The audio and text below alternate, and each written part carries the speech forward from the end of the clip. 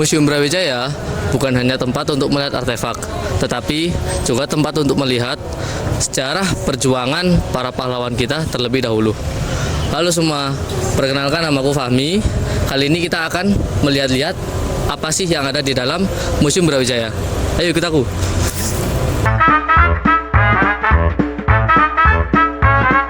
Di halaman depan Museum Brawijaya ini kita diperkenalkan Jenderal Sudirman. Siapa sih Jenderal Sudirman itu?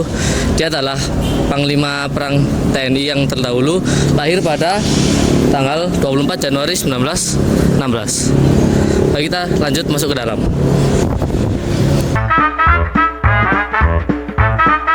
Oke, di sini kita diperlukan untuk membayar tiket masuk sebesar 10.000 dulu ya teman-teman. Ikut aku. Pak, ini ada tiket masuknya ya?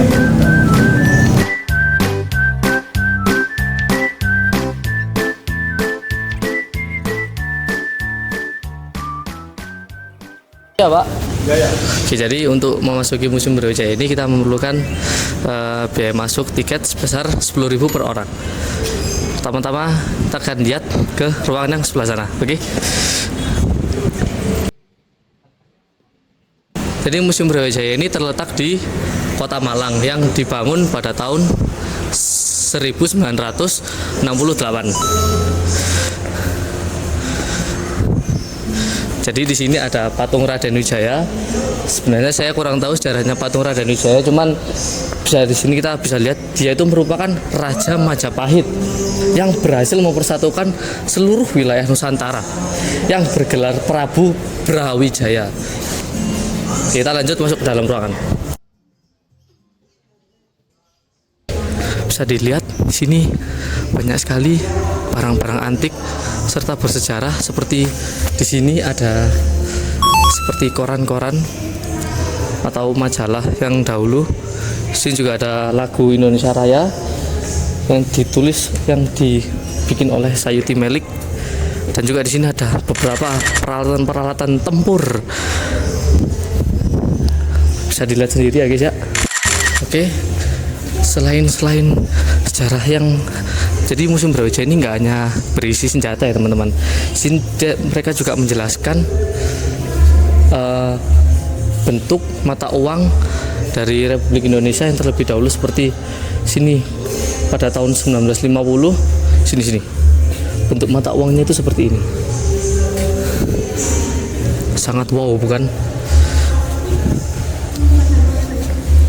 Nah, ini merupakan, kalau di Free Fire mungkin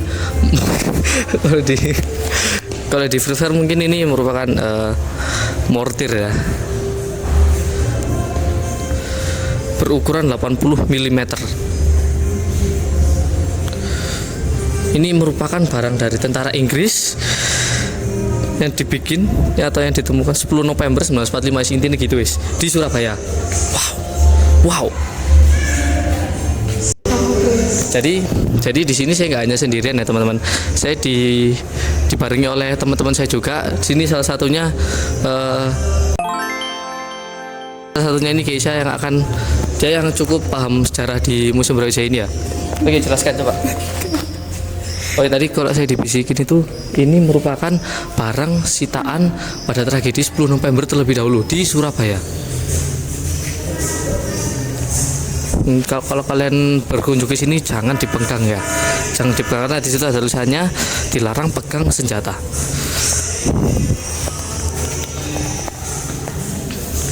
Nah, selain senjata-senjata, sini tuh juga ada pakaian seragam yang digunakan pada tahun 1945 hingga 1950 atau ketika Indonesia meraih kemerdekaan.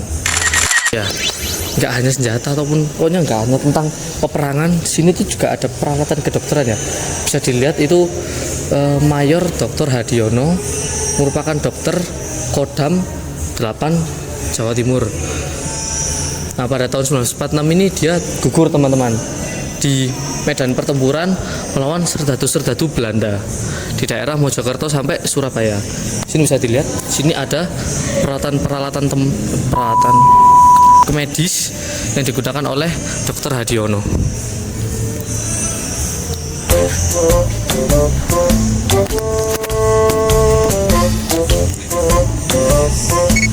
Nah, sini juga ada sejarahnya. Mata uang di Indonesia itu bisa terbentuk itu bagaimana? Mulai dari ada 100.000, 50.000, 20.000 hingga 1.000 rupiah, teman-teman. Nih, sini. Sini ada bentuknya langsung, teman-teman. Ada bentuk-bentuk rupiah yang terlebih dahulu. Oke, kita lanjut, teman-teman. Nah, sini tuh merupakan alat. Sini ada alat komunikasi zaman dahulu berupa radio. Oke, seperti itu aja, nggak usah panjang-panjang. Nah, di sini juga ada ditampilkan tokoh-tokoh yang sangat berjasa dalam merebut kembali kemerdekaan kita. Oke, di sini juga ada teman saya itu. Oke, kita lanjut ke ruang kedua di sebelah sana. Jadi teman-teman, sini tuh intinya merupakan benda-benda peninggalan sejarah Indonesia sekitaran tahun 1945 hingga 1949. Oke, kita akan lanjut ke ruang kedua. Kita di sini tuh juga dipajang mobil zaman dahulu, teman-teman. Sangat antik sekali, bukan? Kita langsung lanjut ke ruang kedua. Ini ada namanya. Jadi ini tuh mobil sedan buatan pabrik De Soto. Ini merupakan mobil dinas Panglima Divisi 1 Jawa Timur, milik Kolonel Sungkono. Oke, milik Kolonel Sungkono. Oke, kita langsung aja lanjut ke ruang kedua. Jadi di sini tuh juga ada daerah kekuasaan Majapahit yang dahulu. Ini berada di lobi utama dari Museum Brawijaya. Nah, sekarang kita masuk ke ruang kedua. Sini tuh banyak, kurang lebih sama ya isinya ya, senjata maupun isinya benda-benda peninggalan sejarah sekitaran tahun 1950 hingga 1960-an lah. Seperti di sini ada alat perang dahulu. Di sini juga ada benda-benda peninggalan keris, teman-teman. Sini ada keris sumbangan dari Majen TNI Imam Utomo. Sini juga ada keris-keris, banyak sekali jenis keris yang ditinggal di sini. Nah, yang paling keren, teman-teman. Sini ada alat perang. Nah, ini juga merupakan rampasan dari Timur pada tahun 1975 hingga 1976.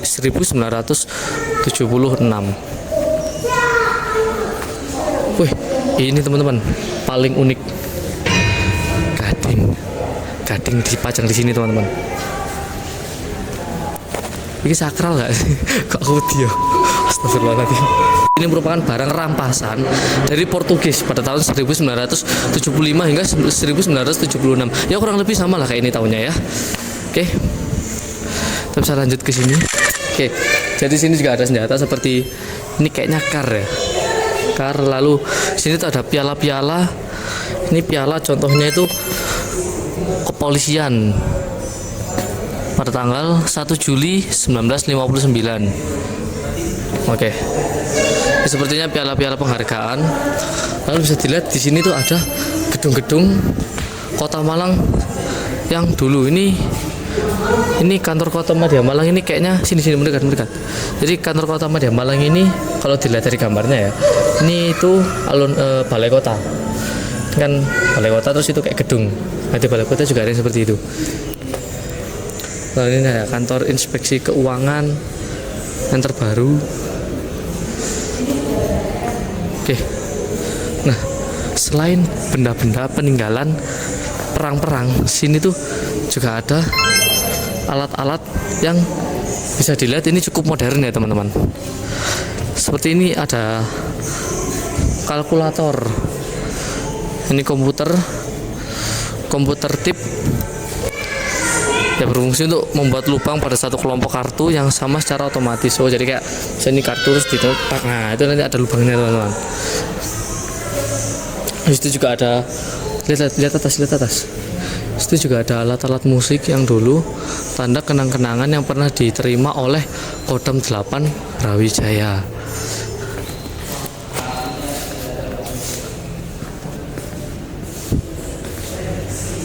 Oke, yang terakhir ini di sini ada tertulis Sumpah Prajurit dan Sabta Marga.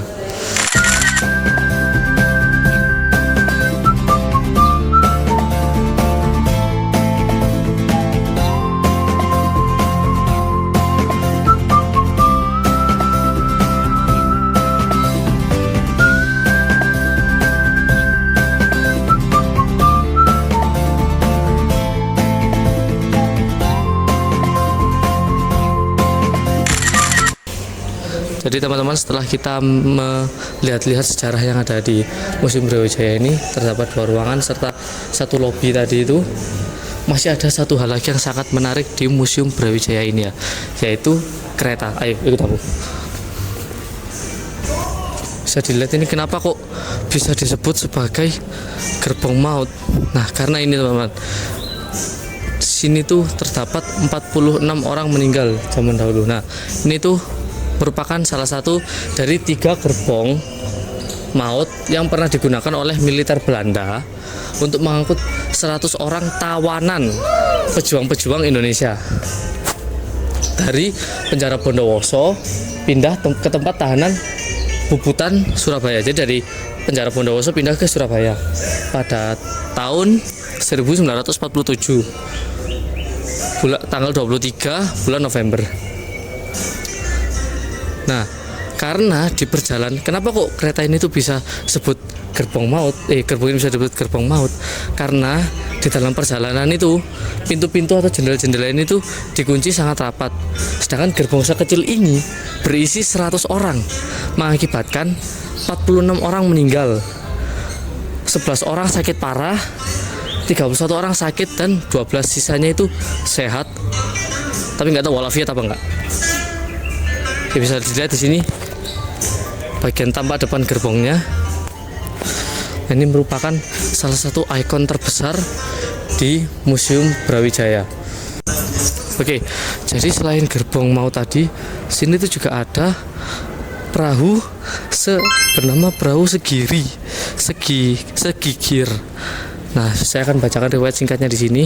Ya, perahu ini tuh pernah digunakan oleh Komandan Resimen Joko Tole, Letkol Chandra Hasan, dari Perenduan Madura menuju Paitan Probolinggo pada November 1947. Jadi ini merupakan perahu yang hanya digunakan untuk transit dari Madura ke Probolinggo oleh Letkol Chandra Hasan.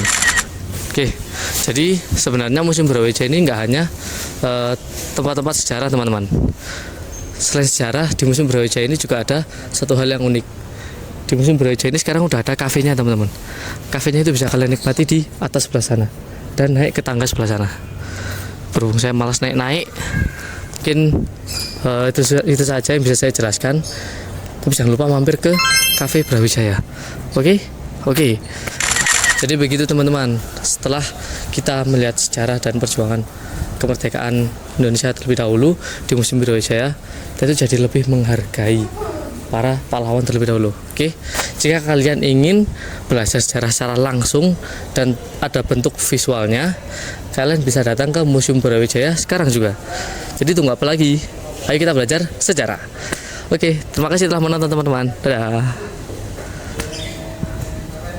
Jangan lupakan sejarah. Jadi, ayo kita berkunjung ke Museum Brawijaya. Coba sih. Wes gak usah. Sudah.